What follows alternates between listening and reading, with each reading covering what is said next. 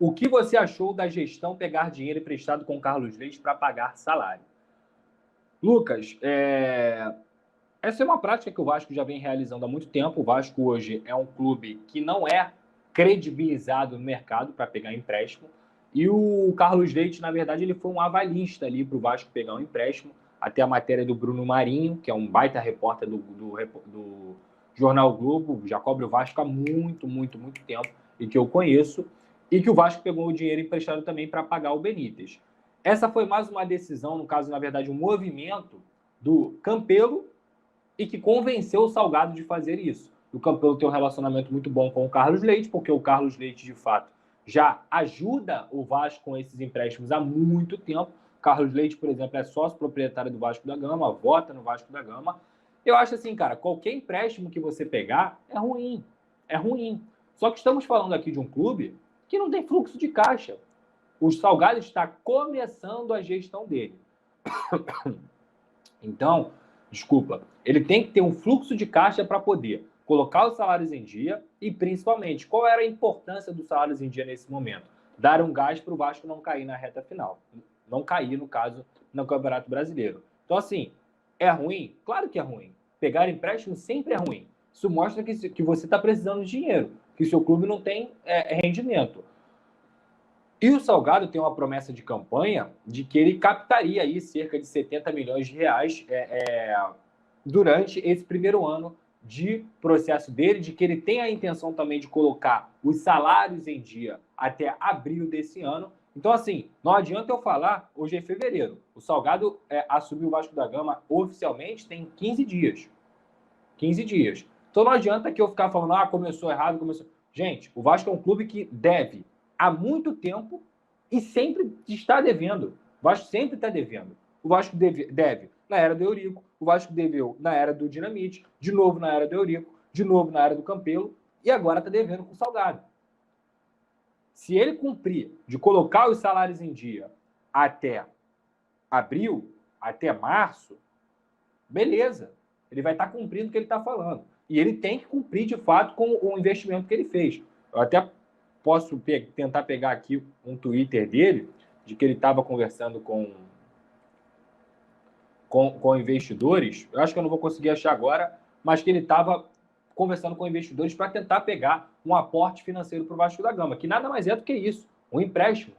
E que ele e o Carlos Leite funcionariam como avalistas. O que são avalistas? É como se fosse um fiador para pagar um aluguel. Você que já procurou casa de aluguel aí, para poder morar de aluguel, se você não pagar um depósito adiantado, você tem que ter um financiador, um fiador, perdão, um fiador. O que é o fiador? É uma pessoa que já tem um imóvel próprio no Rio de Janeiro e que te dá uma garantia, se o inquilino não pagar, eu pago.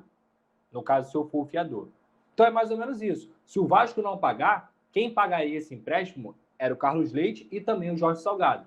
Então é isso. É mais ou menos isso que aconteceu em relação ao fato do Vasco ter pegado o empréstimo. Não é a primeira, não é a segunda. O Vasco pega empréstimo com o Carlos Leite desde o Eurico, desde o Campelo, desde o Dinamite e agora está pegando com o Salgado. Então, assim, está pegando para pagar salário, está pegando para poder conseguir organizar o caixa do Vasco para o Vasco não cair. O Vasco não pode cair.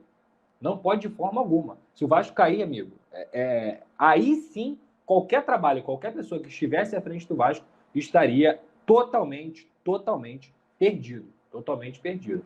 Então, é ruim? Claro que é. É o ideal? Não é o ideal.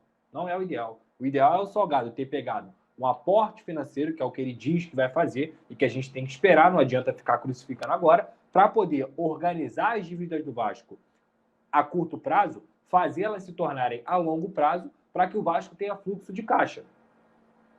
E o principal, e que eu cobro pra caralho, eu tenho certeza que ninguém na mídia cobra mais o Vasco de salário atrasado do que eu. Não só porque é o meu papel como jornalista, porque o jornalismo presta serviço social, mas também porque eu convivo com as pessoas que sofrem com isso. Por exemplo, agora não na pandemia, mas eu estava em São Januário o tempo inteiro, eu estava no CT o tempo inteiro, eu estava na sede náutica da Lagoa o tempo inteiro, trabalhando, todos os dias. E o que mais me fazem é pergunta. Salário, e aí, salário, Pedrosa? Porra, Pedrosa, tive que tirar meu filho do colégio. Pô, Pedrosa, tô ferrado, irmão, vou ser despejado. Jogador de futebol, da base e dos profissionais, vem perguntar para mim. E aí, Pedrosa, quando que vai acontecer? O que você acha? Me pedir informação. É desesperador, cara. É desesperador, é desumano. Eu já falei aqui, se eu ficar 3 meses sem receber, acabou, minha vida tá fodida. Eu tô ferrado. Se eu ficar 3 meses sem receber, eu tô ferrado. Então, assim, o Vasco primeiro tem que parar com essas práticas. Parar com as práticas de dever salário. Se ele conseguir fazer isso até abril, como ele vem prospectando, como ele vem tentando fazer, ótimo, ótimo. O Vasco é um clube ferrado financeiramente. Não adianta achar que A, que B. Não adianta. Não adianta. O aporte financeiro tem que acontecer no Vasco da Gama. A melhora das receitas tem que acontecer no Vasco da Gama. Enxugar a folha tem que acontecer no Vasco da Gama. Porque, diferentemente de outros anos, esse ano é totalmente diferente. O Vasco está pegando, o Salgado pegou um Vasco em final de temporada, precisando ao máximo fazer de tudo para não cair. E aí, cara, você pega as outras posses, eles começavam o ano se planejando para uma temporada, que não é o caso. E você, como você se planeja para a temporada? Enxugando folha salarial, enxugando folha no geral no clube, fazendo os pontos estratégicos, melhorando o que tiver que melhorar. Não tem jeito, é assim. E eu sempre falei, primeiro, antes do Vasco pensar em se reorganizar, o Vasco tem que voltar a ser um clube de futebol. Porque essa briga política toda fez o Vasco não ser um clube de futebol. Essa briga toda em relação a todos, e eu não tiro a culpa de ninguém, é culpa de todo mundo que participou do processo. De todo mundo, de todos eles. Essa briga política do Vasco que vem se arrastando por anos fez o Vasco ser um clube totalmente minado por vascaínos, por gente de fora do Vasco também, e que complica dentro de campo. Então, o Vasco está num processo de voltar a ser um clube de futebol decente, que é normal, que tem um presidente, que o presidente é eleito, que é uma coisa normal. Agora o Vasco tem que ter um processo de reestruturação do que é o Vasco. Do que é o Vasco. E assim, se vocês estão achando que vai ser nesse ano que o Vasco vai ter um timaço, no próximo ano que o Vasco vai ter um timaço, no terceiro ano que o Vasco vai ter um timaço, vocês estão enganados. Vocês estão enganados. Quem te disser que o Vasco vai ter um timaço esse ano, tá mentindo. Tá mentindo. E o maior exemplo é o próximo rival do Vasco. Amanhã. Flamengo. O Flamengo ficou de 2012 a 2019 capengando, perdendo, mas com austeridade. Com austeridade para ter o ano que teve. E aos poucos, o Flamengo foi contratando X aqui, X ali, Y aqui, e formando um grande time, mas com austeridade. O Eduardo Bandeira de Mello fez toda a gestão dele com apenas um título. E um título que caiu no colo do Flamengo, que foi aquela Copa do Brasil 2013. Com apenas um título, decente, sem ser carioca. E aí? E aí? Foram 7 anos trabalhando para o Flamengo poder ser a potência que é hoje.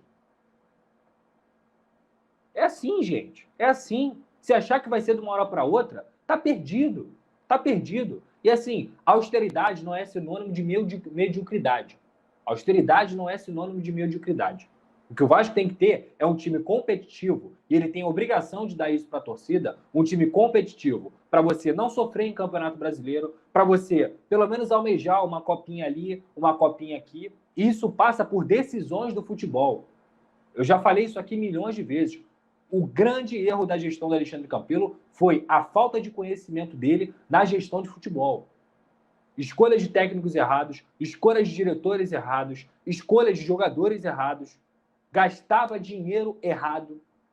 O Vasco tem que acertar como clube de futebol para que o carro-chefe ande e o Vasco volte a dar receita para o Vasco da Gama, para o Clube de Regatas Vasco da Gama. Então, assim, não adianta.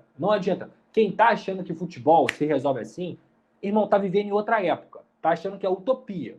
Porque o Vasco não tem nenhuma Crefisa, o Vasco não tem nenhuma Unimed, o Vasco não tem nenhum Red Bull para poder botar ali dinheiro no time. Não tem. Se não fizer pelas próprias pernas, se não fizer devagarinho, vai continuar nessa draga. E se achar que, não quero austeridade, vou fazer um time aqui de, com a folha salarial de 15 milhões, vou fazer um time aqui, vou gastar tudo. Vai ficar na merda no futuro. O Cruzeiro é o maior exemplo disso. Cruzeiro é o maior exemplo disso. Bicampeão do brasileiro, campeão da Copa do Brasil na última década, sempre disputando o título, e tá aí. Quem garante que o Cruzeiro vai voltar a ser o Cruzeiro? Quem garante? Quem garante? Não adianta, meu amigo. Não adianta achar que futebol é joguinho de videogame, que você compra lá na moedinha para o teu time receber depósito bancário de um fundo bilionário. Não é. Não é. Futebol é consciência, austeridade. Futebol é pensamento, acerto e entendimento de futebol. Não adianta achar que vai ser de uma hora para outra. Não vai ser. Não vai ser. Não vai ser. Com X, com Y, com V, com X. Não vai ser. Não vai ser. Quem está te falando que vai ser está mentindo. Está mentindo. É simples. É simples. É isso. É isso. Essa é a minha opinião.